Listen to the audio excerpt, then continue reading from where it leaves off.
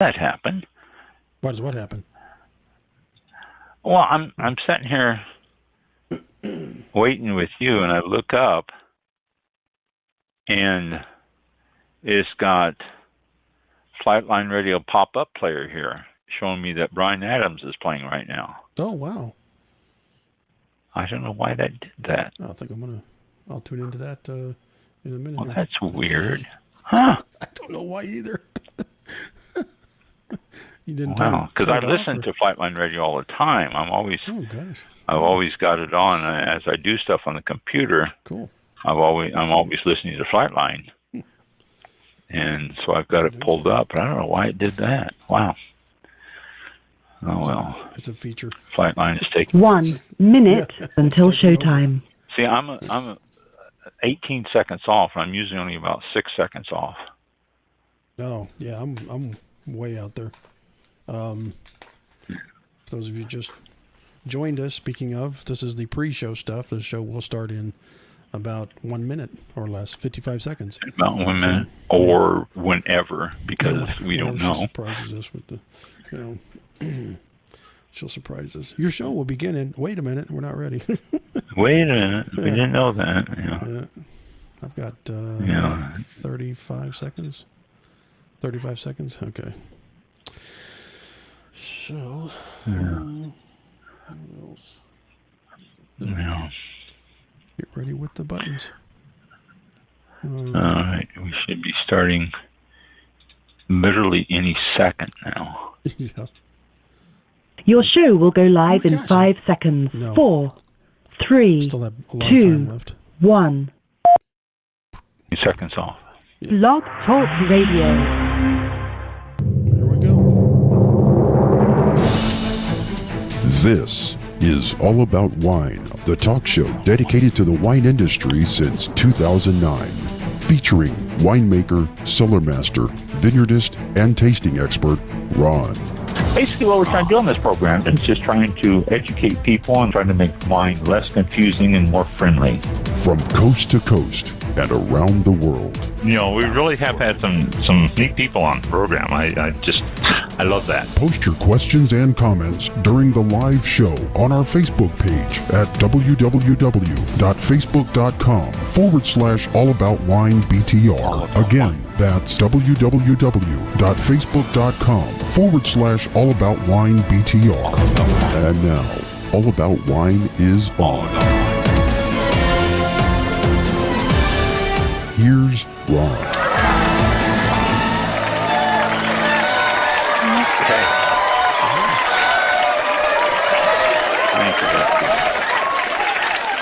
Thank you, Bus People. There we are. The guy's still whistling, but he toned it down. I think you had a talk with him a few weeks ago there. And Oh, yeah, I had to. I mean, yeah. Yeah. It just a little bit too much. And you had way too many. That was the first problem. And, yeah. Drink responsibly, folks. Well, he was, it was just a little bit obnoxious. And so, I'm glad you talked to him. Welcome to All About Wine. This is December the 21st, 2023 at 7:01 p.m. Eastern Standard Time, the shortest day of the year, first day of winter. And I think the actual exact time is like 10:20 something, 10, I don't know for sure, but it's officially not winter yet. It's still fall until 10 o'clock or so, until between 10 and 11 sometime there. So we are still in autumn, but shortest day of the year, and days will start getting longer. What's amazing is the days start getting longer fast. I mean, within a week, it'll be brighter. 20 minutes later, it's just boom, it's there. So I like that though. I'm not complaining. Like the longer days. I wish they would adopt year-round daylight saving time for Florida, but probably never see it. They always talk about it every year, but it never happens. Right. So who knows? So first bit of business here is we're going to talk about Flightline Radio, Mike's radio program, flightlineradio.com. It is streaming 24/7, and it has a variety of music on there. You can, I do this. I take Flightline Radio, pull it up, I put it on my headphones, and as I'm doing stuff on the computer, I play it softly in the background, and which is actually distracting because we play so many good songs that I'll stop reading or doing whatever I'm doing and sit there and listen to the song or sing along or something, and then I go back to what I'm doing, and sometimes I forget where I am and all that. But I don't take the headphones off. I just keep listening, so it's my fault, not Mike's. But it's FlightlineRadio.com. It is, like I say, 24/7 streaming. If you are a wannabe DJ, he is looking for some. You got to have a catalog of music that you can play, but he is looking for people that will do it. You get you get the same amount of pay as Mike does, which happens to be zero.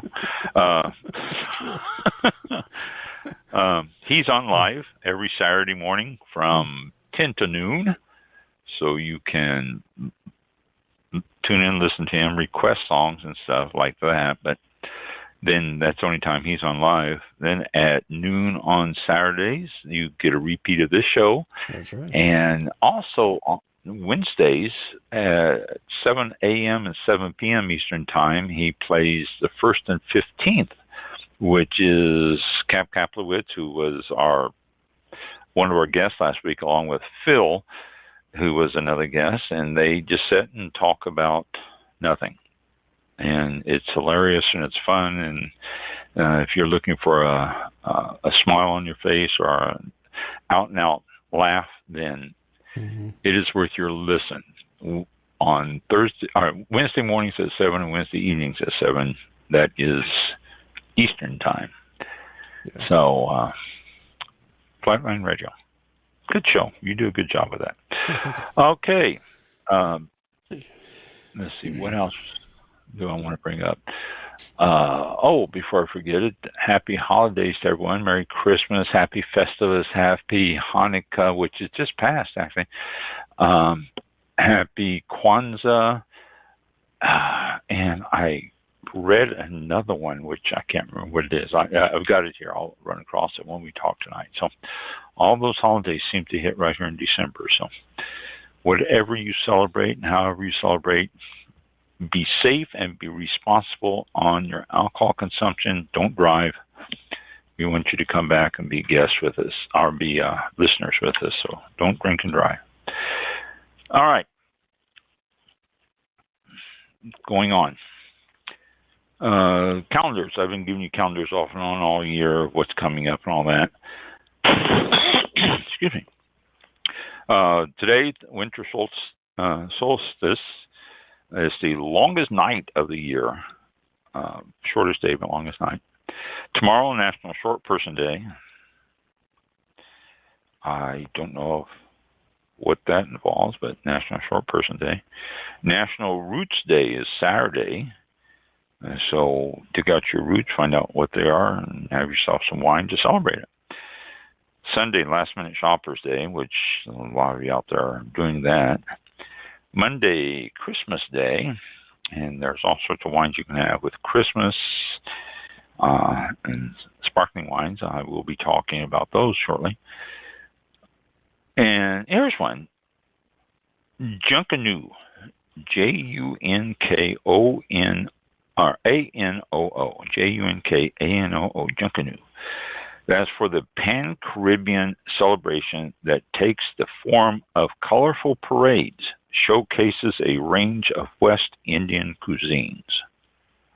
I have never heard of that. Junkanoo. Junkanoo? No, it has to be new, 2 O's. Junkanoo. So, Mike, if you want to dig back in your brain there and see if you can remember anything you can tell us about that, that would be appreciated. Wednesday, Visit the Zoo Day. And next Thursday, Pledge of Allegiance Day. I used to do that in school all the time. We all did, I think, if you're older. I don't think I've actually said the Pledge of Allegiance in a long, long time. Friday, International Cello Day. And Saturday, Felling Needles Family Fest Day. Felling needles. Oh, that's Falling Needles Family Fest Day. Falling needles off your tree. And then next Sunday, New Year's Eve. And we start in the new year there. So that ends up this year, this year's calendar of events and stuff. So did you Yep. recall anything about Junkanoo? Basically, I kind of remember it's about African slavery in British American colonies. That's when it originated. Really? Yep. It is practiced mostly in Jamaica, the Bahamas, and Belize, and also historically in North Carolina and Miami, where there were significant settlements of West Indian people during the post-emancipation era. And there are now today, in present day, there are considerable variations in performance and spelling, but there are the shared elements of masquerade or masking, drumming, dance, and parading.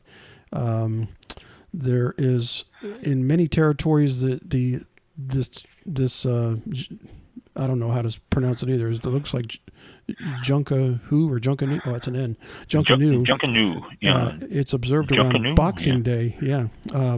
Boxing Day, which is the 26th of December. New Year's Day, obviously the 1st of January, and Easter holidays in some countries.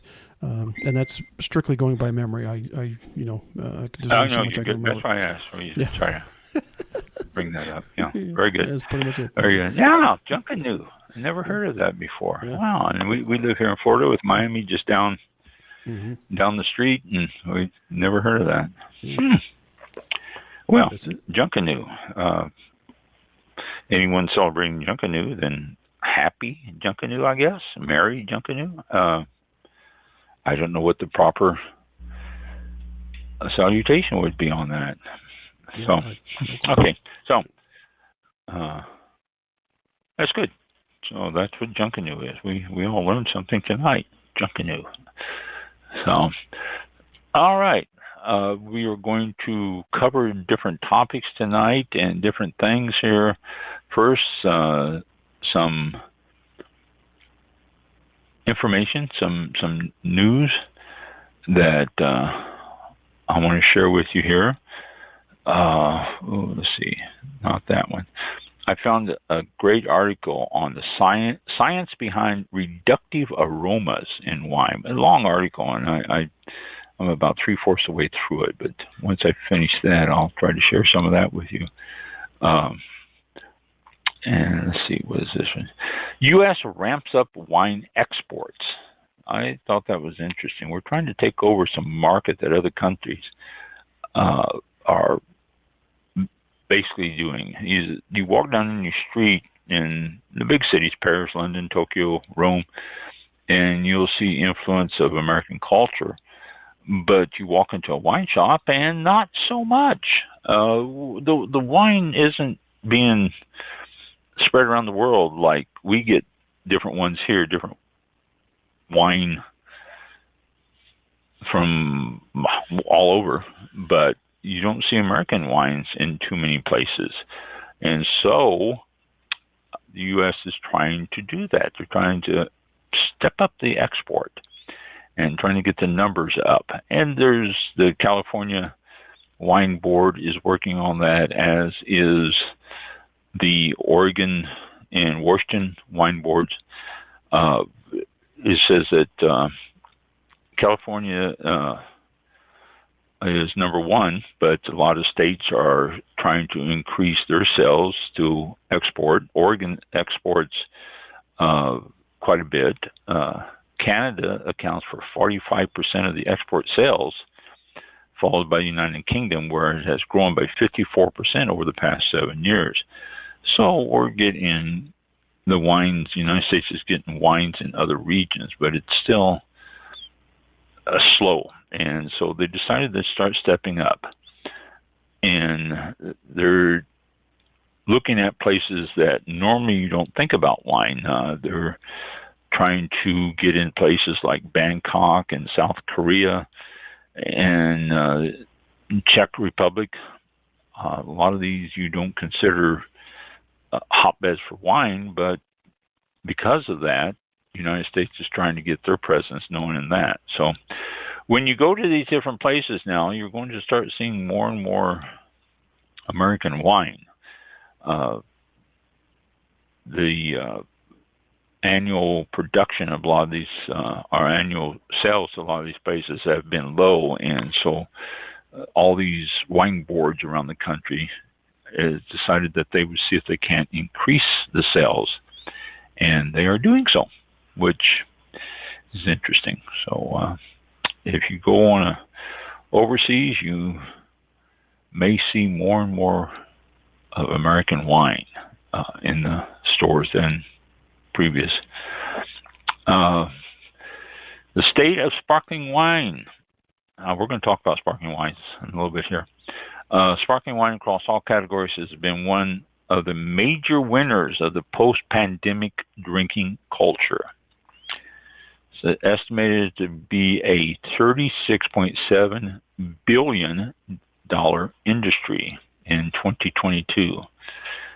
Sparkling wine consumption grew by double-digit percentages between 20 and 21, and then again between 21 and 22. So sparkling wine is really taken off. People are starting to drink it often, and not just for special occasions or something like that, which is good. I promote sparkling wines a lot. I tell you, you need to drink it. Right now, 2022, $36.7 billion in the wine market. Projected by 2028, which is only 6 years down the road, that's supposed to go up to $55.4 billion. The U.S. sparkling wine market is projected to grow by more than 15% from 2021 to 2026. The number of Americans drinking sparkling wine rose by 30% from 2019 to 2022. That's through the pandemic too, which is might have a little bit on that.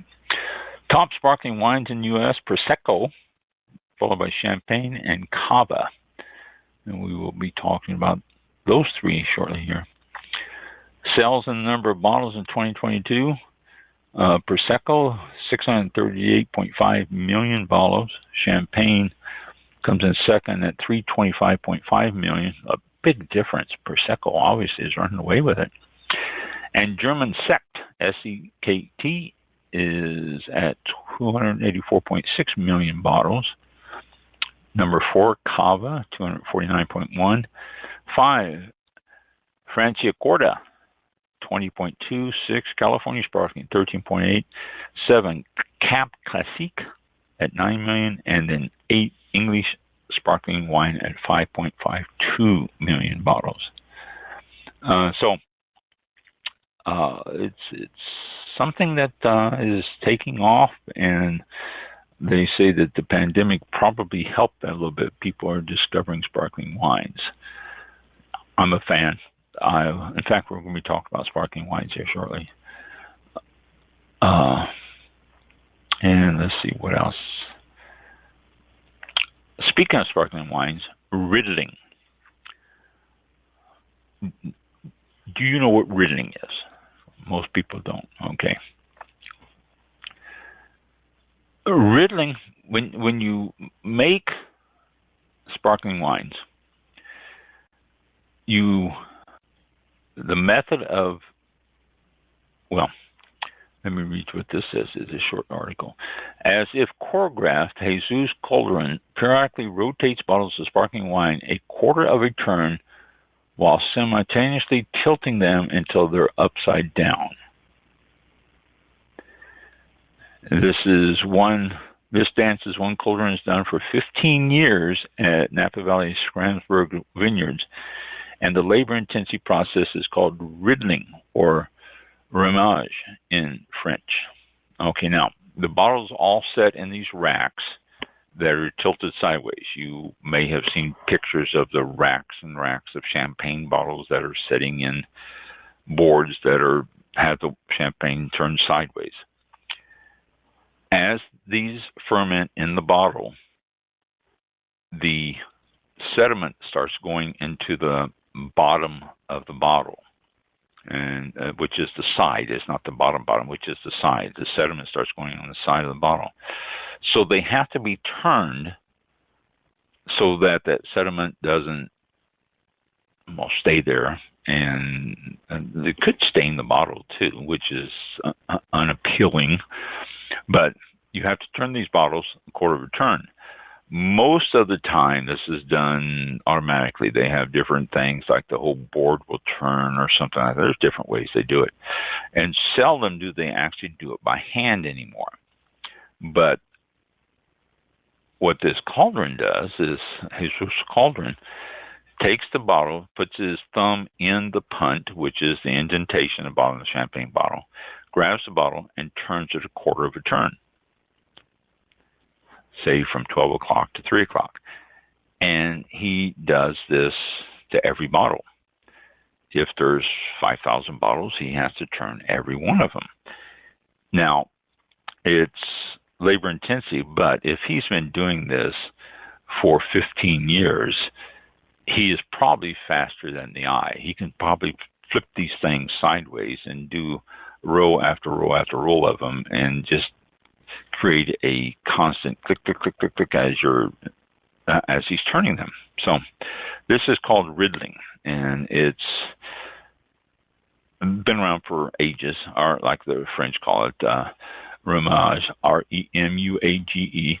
And it says the movement, which happens over roughly an 8-week span, coaxes the yeast inside of the bottle to accumulate and slide to the neck. Okay, so instead of the yeast sitting on the side of the bottle, it slowly settles in the neck, which then it's uncorked, released, and recorked.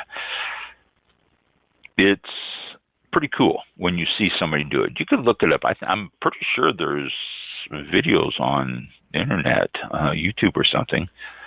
You can probably click in champagne riddling, and it will probably show it to you. I've never pursued it, never looked at it myself, but I'm sure it is on the internet. But pretty cool thing to do. But they have to do that to the bottles so they can discharge the yeast that is in the bottles, and the yeast is put in there so that it ferments in the bottle, and the yeast eats and devours the sugars, and one of the byproducts of that is yeast particles that impart the rich toasty flavors during aging.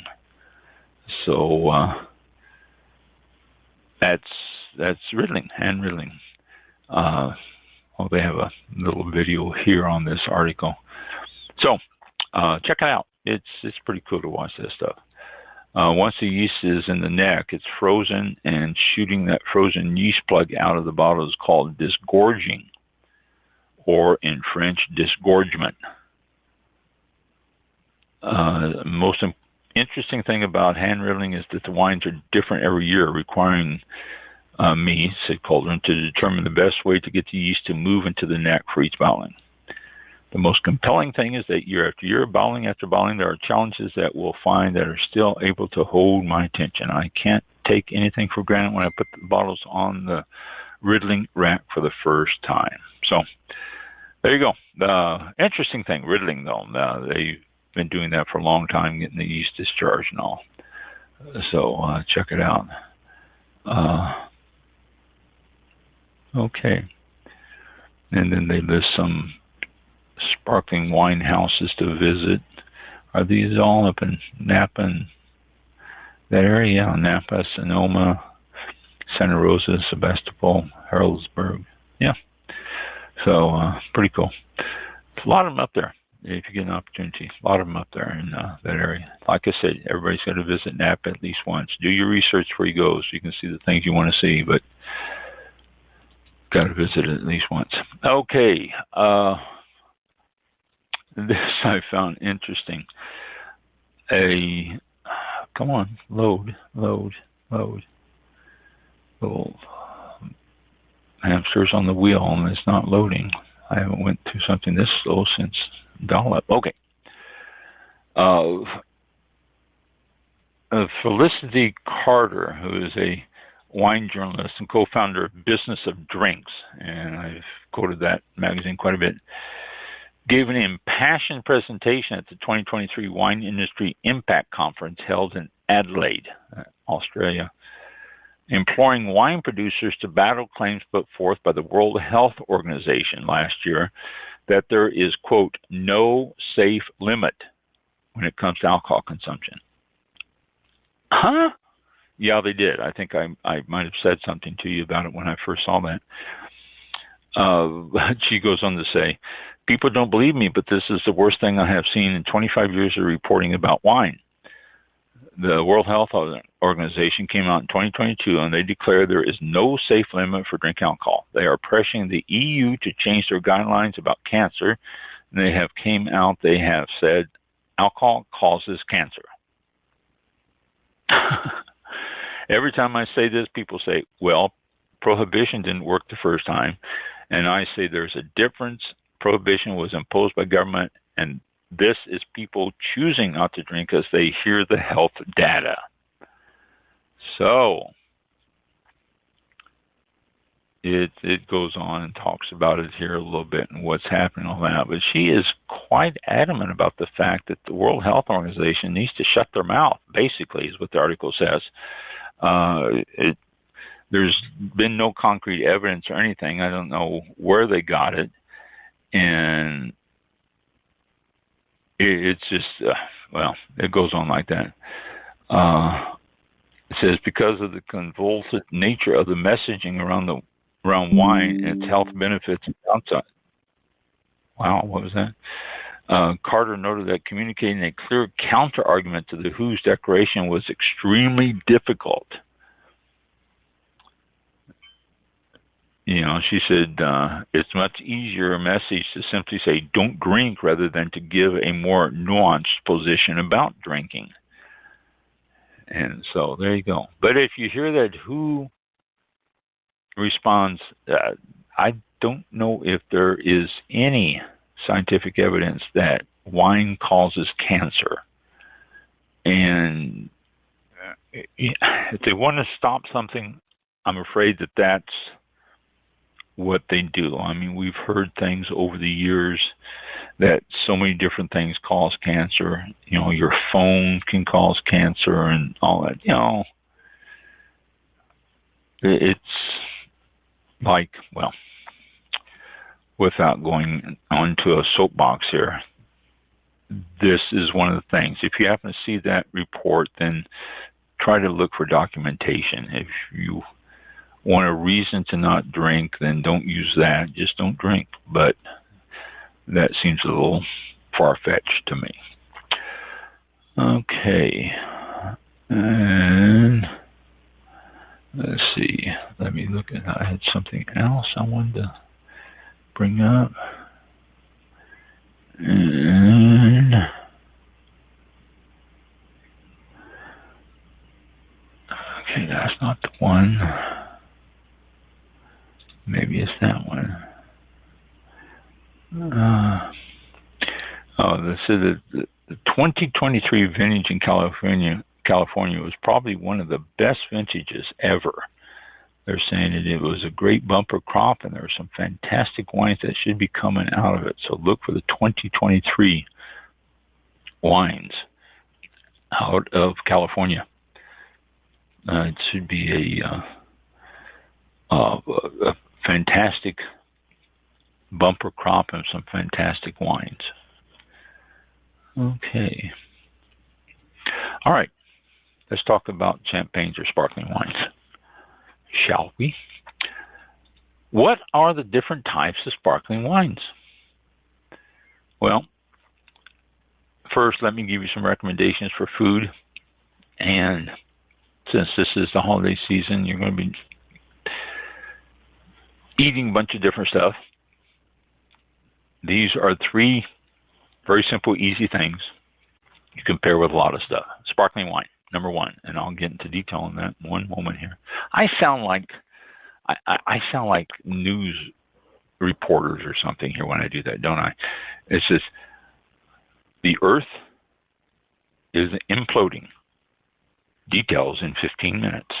You go, what? I have to wait 15 minutes to find out the Earth is imploding? Or, gas prices are going to increase $1 a gallon the first of the month. Details in 20 minutes. Or rain chances have increased to 100% for the next 3 days. Details at the end of the hour. This is what news channels do, and it drives me absolutely bonkers. But I sound like I'm doing that now. I'm not, believe me. Sparkling wine. Pair that with just about anything you're having in your meal. You can find a sparkling wine. We'll go into more detail. Here's another one. Dry rosé. There's a lot of rosés out there, and they usually have some good levels of acidity and low levels of tannin overall. So you're not going to be attacked by tannins, and it matches up to a lot of different foods. The rosés are often frowned upon at the dinner table or during meals, but it can really serve its purpose well. There are some great rosés out there that pair well with a lot of foods. Don't try to go anything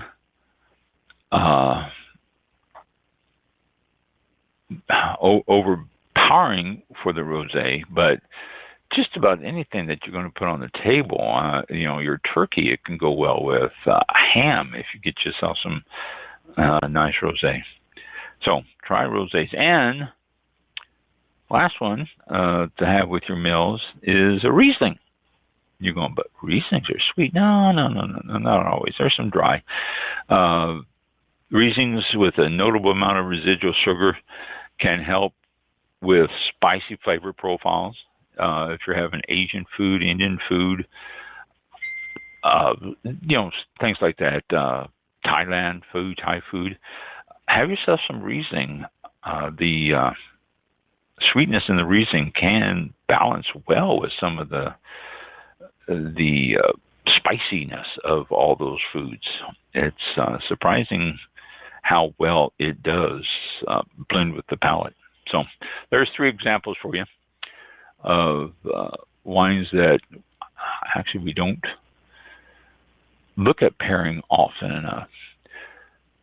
Sparkling wines.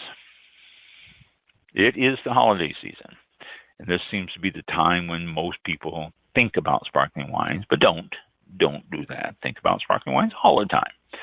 I'm always telling people it's a good drink with anything, anytime. So do it. Grab a sparkling wine. But when you say, well, what sparkling wine to grab? You realize there are 20 different types, probably more, but I'm going to talk to you about 20 different types of sparkling wines right now. Let's start out with one that I'm not familiar with, but this was interesting. Blanquette de l'Amour. This is a French wine. According to Cellar Tours, this wine from the Languedoc region of southern France dates back to 1531, made by the local Benedictine monks. It could be the first documented wine in France. Depends on who you ask. I mean, it's like sangria. The original sangria is made here, and everybody says that. Today, it's produced in the traditional method. It may have initially been a happy accident. Winemakers were bottling their juice too early, and they put the yeast in, and the yeast was still bubbling. The yeast causes the bubbles, and so it could have been an accident. You'll find a small percentage of Chardonnay with the occasional presence of Chenin Blanc. However, the majority of Blanquette de l'Amour comes from an indigenous grape in the region called the Mauzac, M-A-U-Z-A-C. or a blanquette.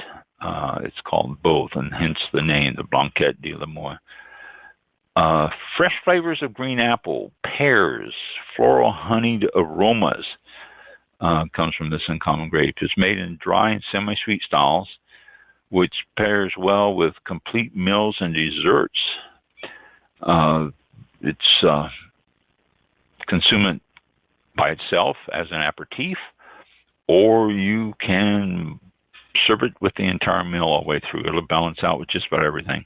We usually don't have anything really heavy red meat during Thanksgiving, so it can pretty much pair with any of the birds you might put on the table. Even venison. This is something that I was talking to a friend of mine, played golf today, and we were talking about venison, and this would pair well with venison, I think. So if you happen to see it, there's not a lot of it on the shelves, but you can probably find it in bigger markets.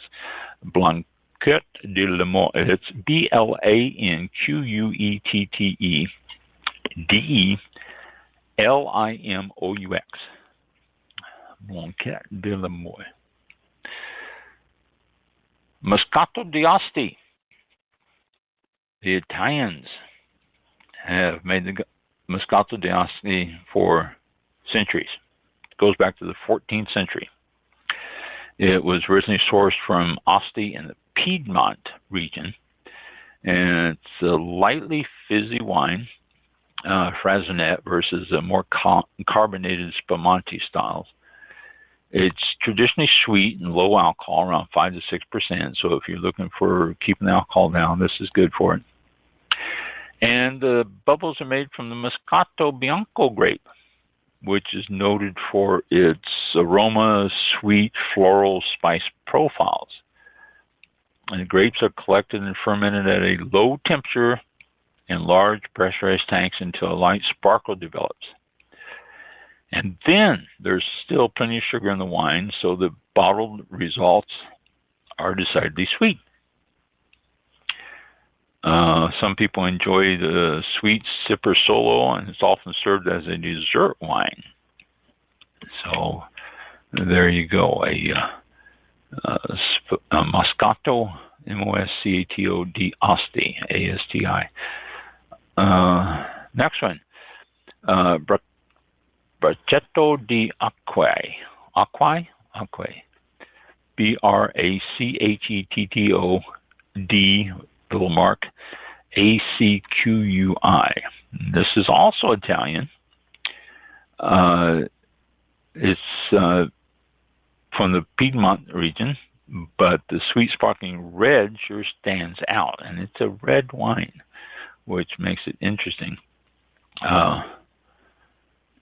The wine gets its name from the grape variety, Brachetto, and the region of production, which is Acque.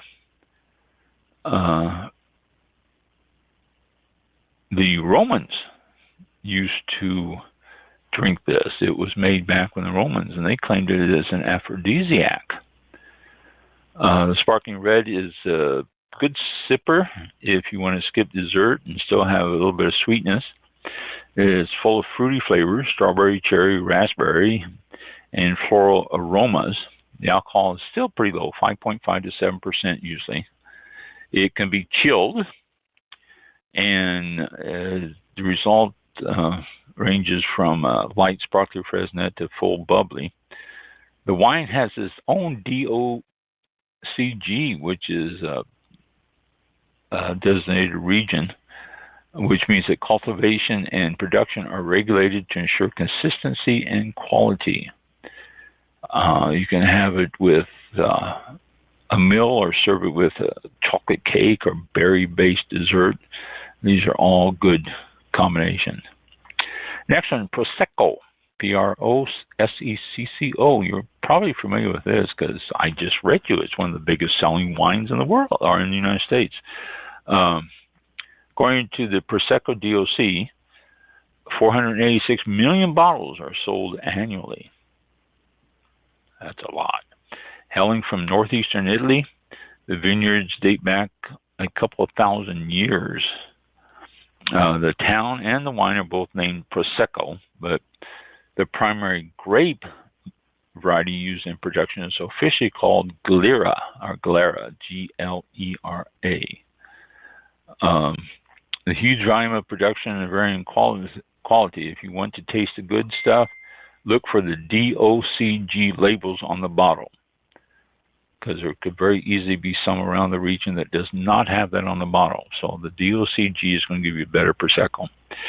It's recognized for its light, floral, fruity, and aromatic notes. The secondary fermentation produces a fresh, crisp taste, and it produces the time in the bottle. Proseccos can range from a very dry to a demi-sec, which is a sweet style that makes for an excellent dessert wine. And if you're a fan of pink wines, Prosecco DOC Rosé was officially approved in 2020. Well, they couldn't do anything during the pandemic, so they approved this. So there, look for something with the Prosecco DOC Rosé, sparkling rosé. Next one, Franciacorta, Franciacorta. Franciacorta. Prosecco gets all the buzz, but look for the sparkling wine from Franciacorta. It's a northern Italian region of that name, and it's not quite as popular internationally as Prosecco, but it is very good. Only about 10% is exported. Looking for a fine wine made in traditional methods, and you're familiar with grapes like Chardonnay, Pinot Noir, and Pinot Blanc, then this is a wine for you. Smaller production is limited, and it's very good wine. There's a lot to be discovered about the Franciacorta, especially considering that the original Roman vineyards date back to the 1st century, and wine production has been documented since the 12th century. So what a good history on that. Skip the mimosas and kick off your lunch or before your big meal with a Franciacorta. Next one, Trentodoc, Trentodoc. Now, this is another wine from Italy. This is from northern Italy, from Trentino. The bubbles are a traditional method in the bottle, and it is parallel between grape growing conditions in Champagne and those in Trentino at the start of the 20th century. So fast forward on almost an entire century, and the region's received its own DOC to regulate features of production and quality. The terroir of the region boosts high altitude vineyards where Chardonnay, Pinot Noir, Pinot Blanc, and Pinot Meunier are grown. These are all permitted in Champagne production too. Grapes are hand-picked and undergo a notable maturation period from 15 months to 10 years. And because of its unique terroir, it's sparkling wine from the mountains. It's often referred to as sparkling wine from the mountains. You find notes of apple, flowers, apricot, tropical fruits, and just a great wine to have as a beginning, or you can buy the different styles. They have dry brutes, they have rosés, they have vintage wines, and they have reservas, which you can put away and age. Next one, Cava. We've talked about Cava. You should be familiar with that. Since receiving its official designation in 1972, Cava DO, which is the Spanish designation, can only be made in northeastern Spain's Penedès region. And so if you really want to get into it, the town of Sant Sadurní d'Anoia is where the center of it all is. It's popular around the world. 2/3 of the approximately 240 million bottles produced annually are sold outside of Spain. It's worth noting that it is actually made in the same laborious method as champagne, but it has the Spanish flair, which is the primary grapes used are Exarlo, Peralada, and Macabeu. We need a sommelier in here that's passed all these pronunciation things. Try these right. Fruity and floral flavor profile. Crisp and refreshing cava is referred to as.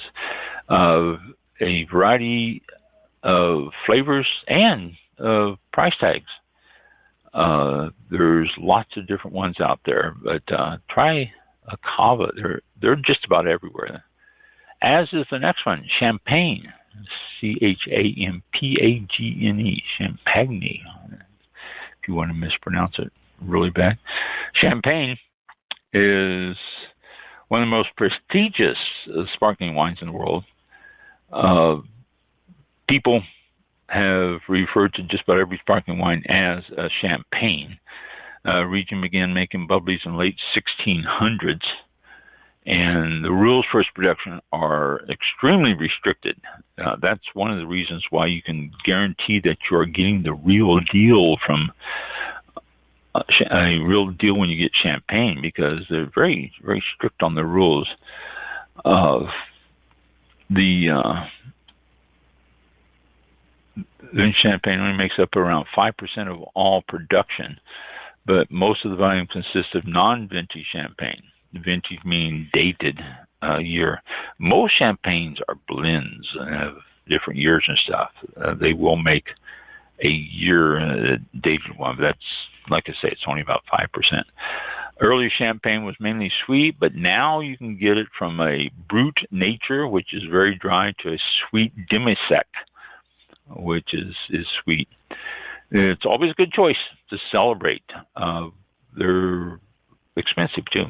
Most true champagnes will start costing you money. You can get some very, very expensive champagnes. But if you want to save a little bit of money and get a good sparkling wine, try Cremant. Cremant. Cremant. Just because champagne gets all the attention doesn't mean that you can't look elsewhere.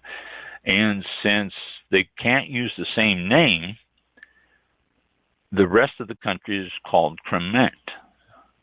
While the minimum aging requirements and various regulations are sometimes more lenient than in champagne, it's still an outstanding bubbly wine. Different types are named after each producing region. Okay, so we've got Alsace, Cremant, Bourgogne, Cremant Jura, Cremant Loire, Bordeaux, Sauvé, Die, Limoux. All of these are different regions that all make Cremant.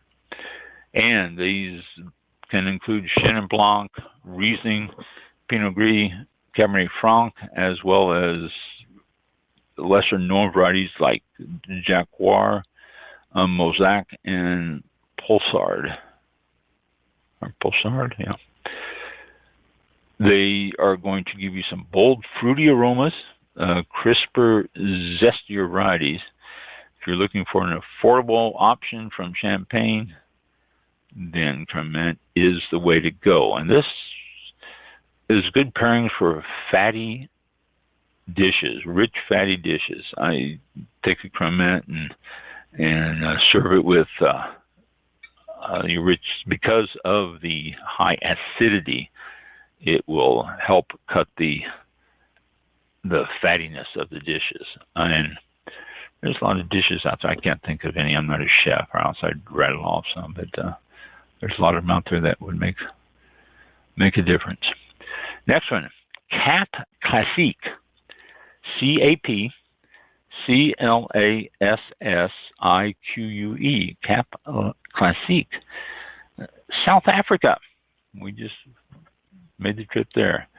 If you haven't had it, you're missing out. The production has been for a number of years. The method Classique, or MCC, has been around for quite some time. Franz Milan, who is a winemaker and owner of Simon Sig Winery in Stellenbosch, became inspired after traveling to the Champagne region of France, and he started to experiment with methods of using local Chenin Blanc grapes. And he's creating his own style named after the country's Cape vineyards, or Cape. I said Cape vineyards, and he dropped the made it Cape. The sparkling wine is now made with an assortment of grapes, not just the Chenin Blanc, including Pinot Noir, Chardonnay, and Pinot Meunier. These are the ones that Trans uses also. It's pretty much out there. If you start looking, you can find it. And it's not a household name worldwide, but 10 million bottles are made each year. So you can probably find them if you are actually looking for South African wine. Cap Classique. Next one, no, Pétillant Natural. Pétillant, P-E with a little mark of the Tillant, and natural, N-A-T-U-R-E-L.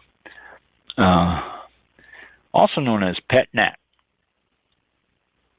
Well, that's pretty easy. Simple method is made following the ancestral method of fermentation. And these, according to vin pairs, popularized in France. But since then, they've rapidly spread around the globe as winemakers all over seek to make their own renditions. So, in the U.S., Pet Nats, you can get it, are being produced in California, Oregon, Vermont, Washington, and New York.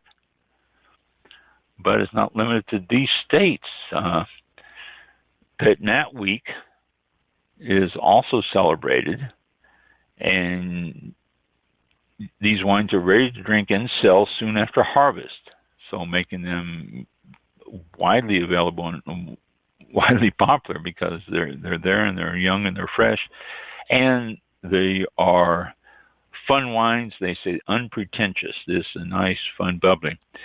They're made with a vast array of grapes and a variety of hues, so you can get some that are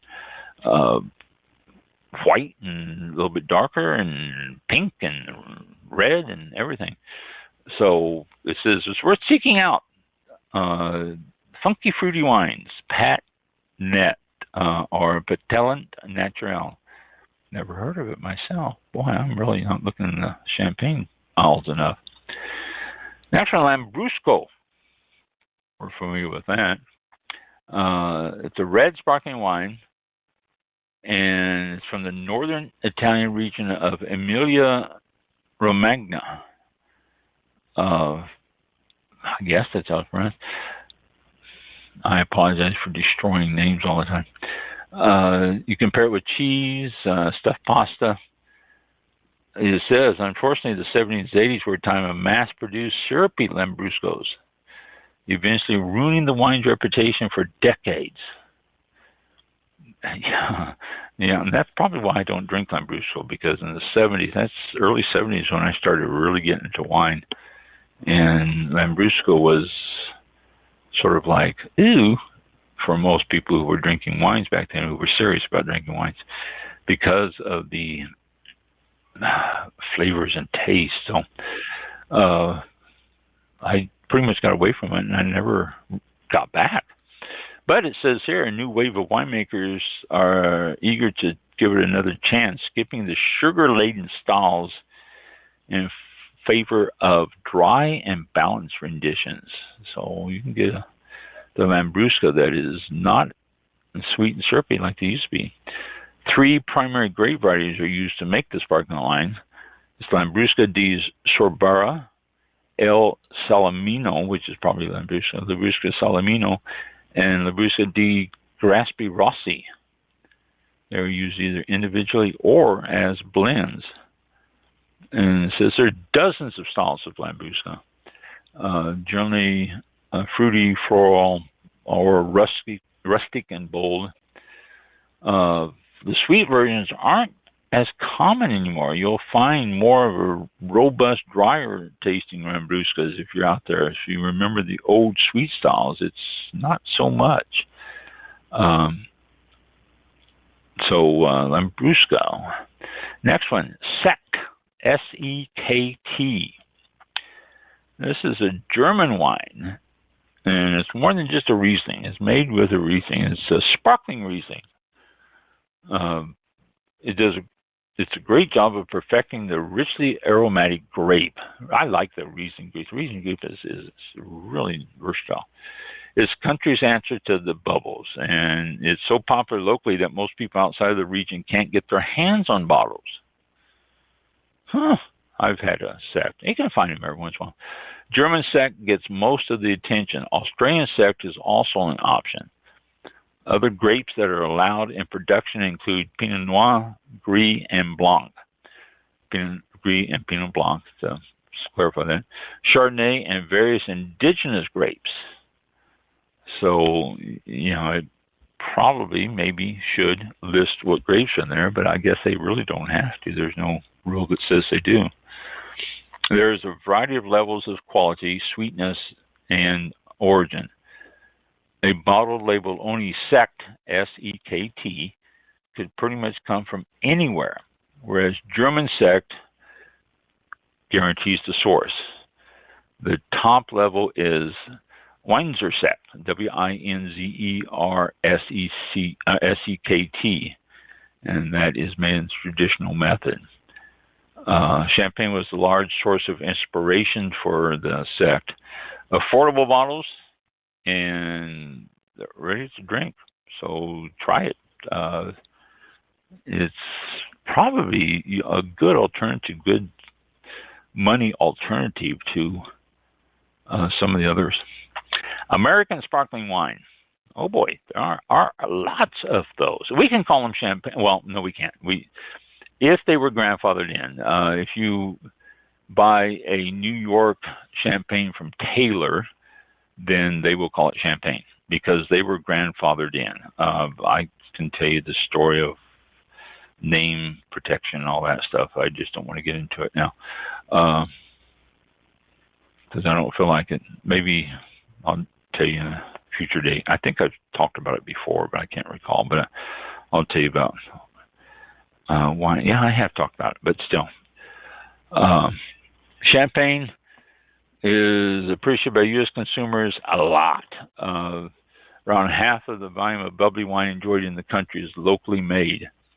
The first bottle was accidentally produced, and guess where?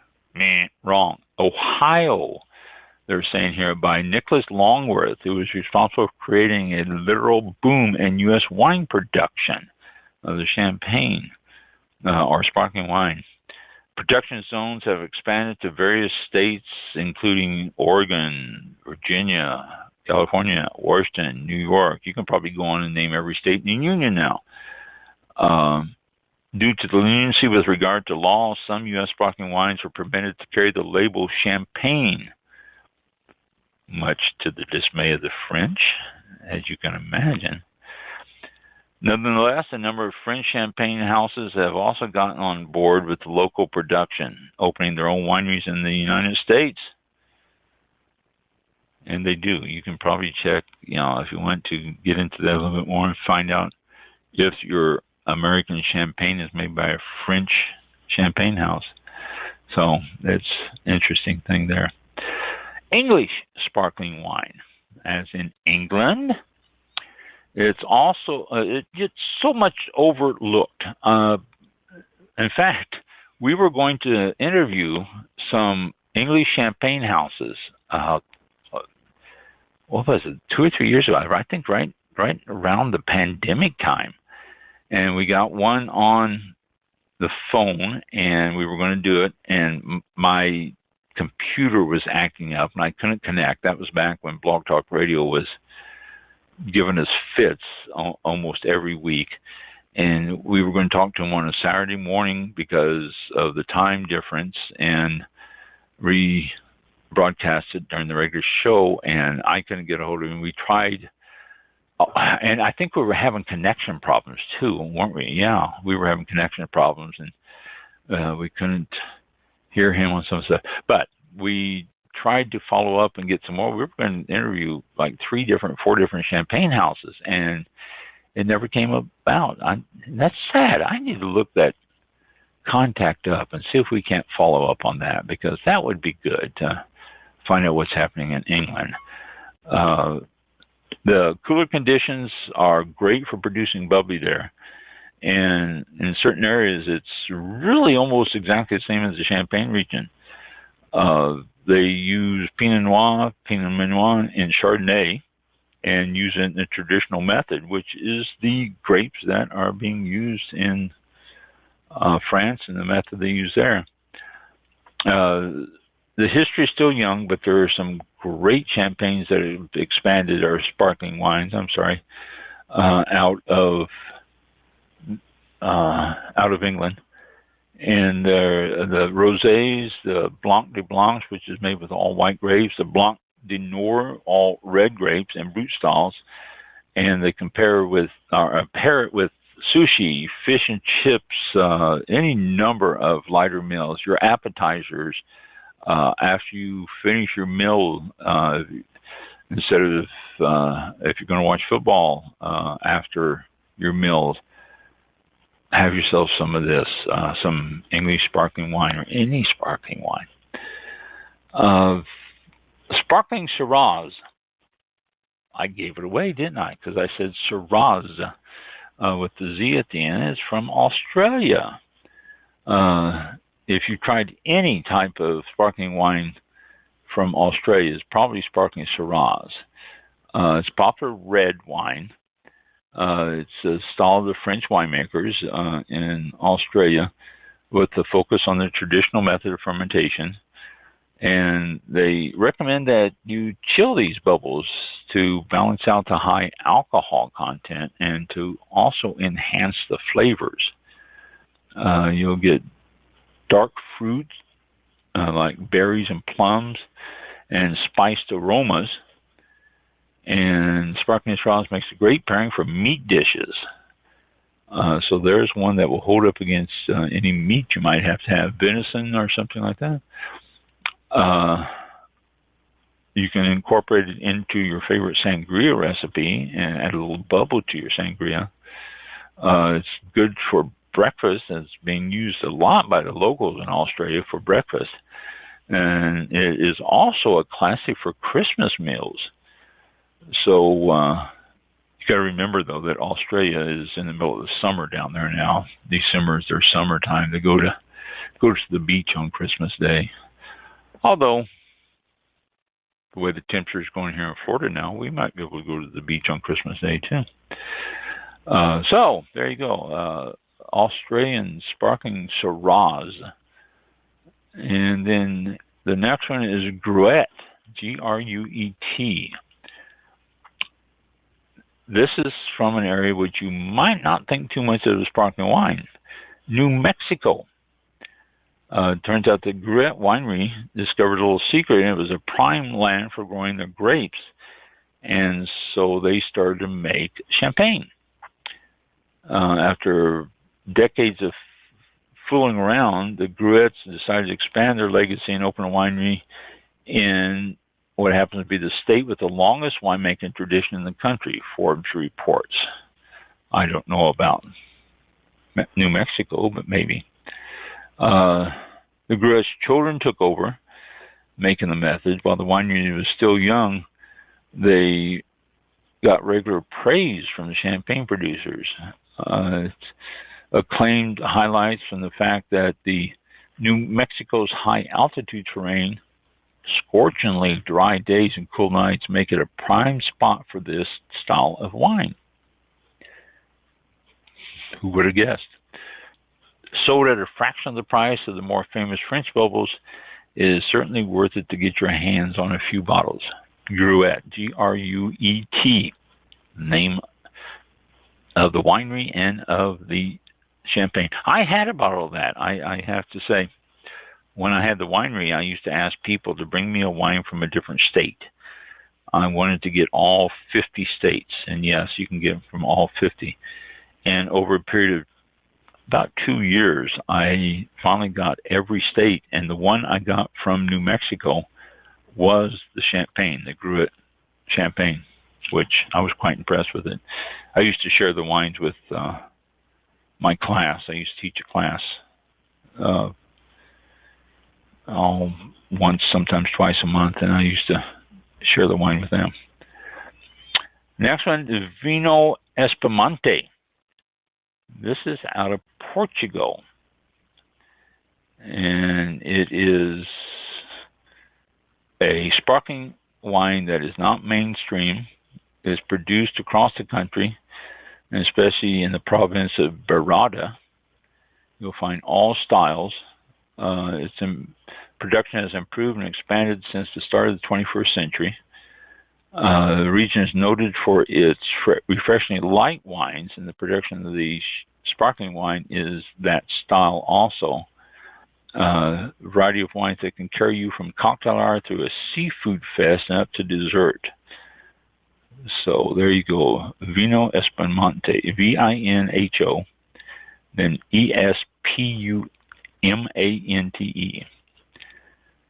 And next one we have for you is Pezgo. I think that's how it's pronounced. Pezsgo, with two little like quotation marks above the O. Pezsgo. This is from Hungary. Literally, Pezgo literally translates to fizzy wine. Prior to World War I, the country was the number 2 producer of sparkling wines after France, producing over 6 million bottles a year. The wine produced using the traditional method dates back to the 19th century, when it was popular among the middle and upper class. And the quality quickly declined with the rise of communism. Wines of Hungary explains that varying terms distinguish the different degrees of bubbles and fermentations, and Pezgo is at the upper level of the quality spectrum. So there you go. If you see Hungarian wines, if it says Pezgo, that is the top of the line. And the using native variety grapes. Pinot Noir and Chardonnay are available, but they also use in Olasgring,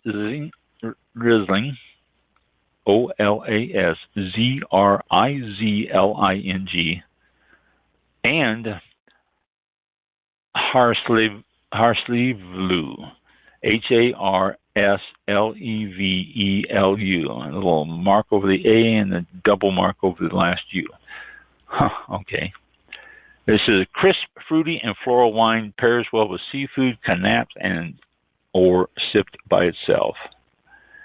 And the next one, which is the last one, is a rosé sparkling. We talked a little bit about that earlier already, but rosé sparkling are pink bubbles. There's lots of them out there. You can look around and find lots of them. The most expensive champagne. Oh, geez, I'm not remembering stuff. Moet Chandon and what is the other one? They both put out a pink champagne periodically, not every year though. They don't do it all the time, and it costs a little bit more than their regular white ones when they do come out with it. They remove the skin off the red grapes to keep the lighter color, but some of them take a different approach. They blend red and white and get it blended together, and then they produce a sparkling white. Then the red wine is mixed to produce the final results. It's up to 15% of the red wine is added to it. So that's one style. Other styles are made with red grapes and typically minimize the skin contact to make a pale pink color. And Prosecco Rosé, it requires a minimum of 85% Glera, which is the classic grape for Prosecco, blended with 10 to 15% Pinot Noir. So different rules, different ways, but eventually you come out with a sparkling wine that is a rosé that is very, very good. I've had numerous rosé sparkling wines, and I have never been disappointed. They've always been an excellent choice and all that, and they can be an excellent choice for your Christmas or New Year Eve celebration. I keep saying Christmas, but New Year's Eve's coming up. People always like to have sparkling wines of some sort. So try some of these others. There's a bunch of them on there again. So to sum up, Pesgo, Hungarian, Vino Espumante, which is Portuguese, Gruet, New Mexico, domestic, Sparkling Shiraz, Australian. You've got English sparkling wine, which is England, American sparkling wine, a variety of those, Sekt, S-E-K-T, which is German. You can find those. I see those a lot too. Lambrusco, which is drier now. Try that with a hamburger or something. Peloton Natural are Pet Nat, and they're made everywhere. I never realized you can look for something like that. Cap Classique, which is out of South Africa. Cremant, which is a champagne, only not called a champagne. It's all around the Champagne district. And then the classic champagne, if you really want to celebrate Christmas or the New Year's, that's a great way to do it. Cava, Spanish. Then Trentendoc, which is northern Italy. You got Franciacorta, which is also from northern Italy. This is the creme de la cremes of that area, they're saying.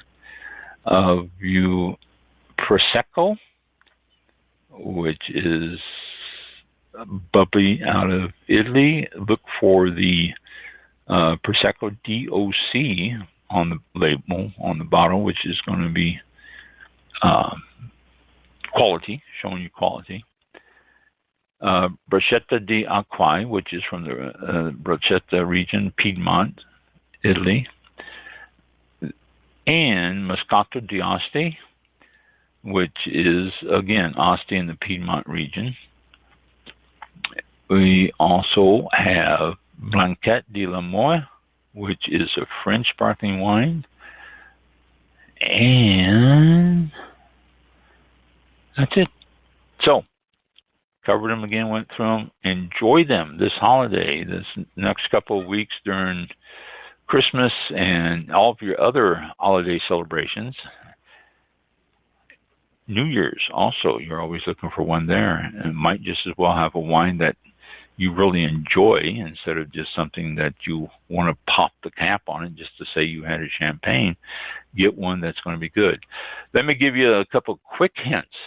The colder the bottle is, the less the cap is going to shoot off. The warmer the bottle is, the more it's going to shoot off. And believe me, some of those bottles, when it's warm, you shoot that cap off, it could bubble out, and 3/4, 7/8 of your bottle is discharged because of handling and everything. So chill them. Chill your bottles before you serve them.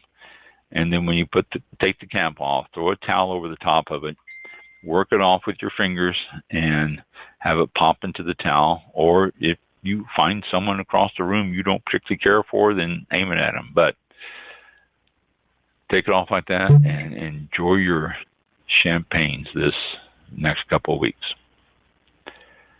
And we're done. Oh, all right. Yeah, because I had the wrong kind of cork there. I thought it was more champagne sounding, but I guess it's more wine sounding cork. Wine bottle sounding. Yeah, wine bottle. Yeah. Well, it is 8:12. Looks like on my clock. Wow. For those of you watching on Facebook or X, it's 8:08. So enjoy that. It'll catch up. We'll go ahead and end the show for this week on December 21st, and we'll pick it back up again next Thursday, the 28th.